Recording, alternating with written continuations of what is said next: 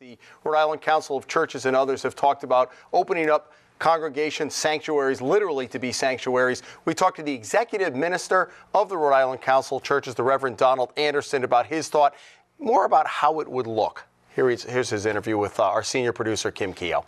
Separation of church and state is this, that we do not have an official state religion, that the state of Rhode Island does not take a side when it comes to religious issues. That does not mean that the faith community does not have a place in the marketplace of ideas, that when there are moral, ethical, and theological issues that are part of a policy, we should be there with everyone else, sharing our perspective and bringing light. This is not a siloed effort, it's a cooperative effort.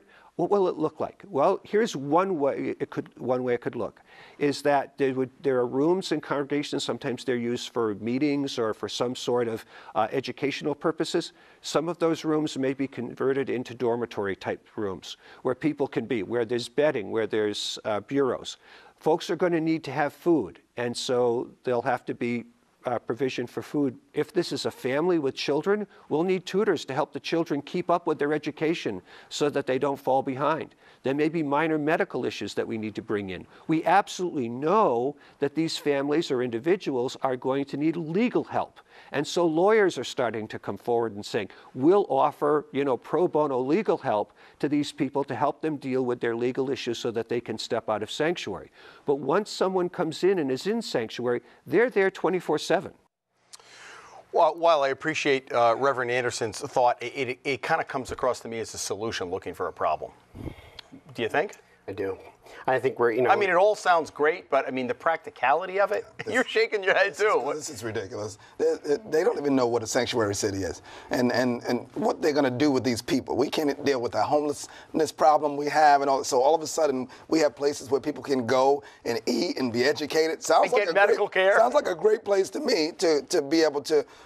Will you be first in line? Exactly. Me and my family need to sign up. It's also worth noting that for a long time, Mayor Elorza was saying Providence is not a sanctuary city. Now, with President Trump in the White House, he says it is a sanctuary city. So what changed? And I'll tell you what changed when they started saying they're going to pull government funding from Providence. And they put line by line in the Providence Journal talked about how much money we'll be losing. So now he's like, well, we're not technically a sanctuary city. You think that's a real fear about losing the money?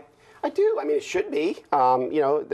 President Trump talked about it before he became president. So he talked about it, and I think it's a real possibility. We're either a nation of laws or a country of chaos, and that's the thing. I mean, Bill Clinton, I will never, you've got it here. I am quoting Bill Clinton. He said it himself in 1993. We are a nation of laws or country of chaos. I don't know how we provide sanctuary. I don't want to pay my taxes this year. Will Reverend Anderson offer me sanctuary?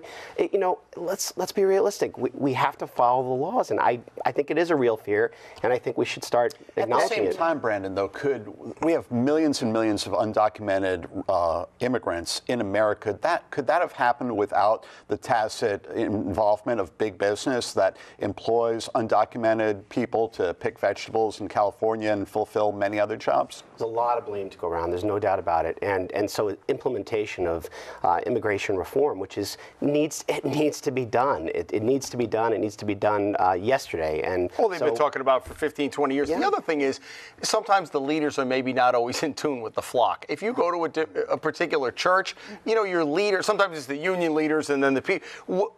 Is what the minister's saying resonating with everybody else? And how do you feel about your church doing this? I think there's some very good-hearted people coming forward and have very strong concerns about trying to take care of their fellow brothers and sisters in the community. So I think that's what we're seeing here. But the practicality of having, at least in our state, the estimated, 30,000, perhaps 30,000 undocumented, living in churches for how long?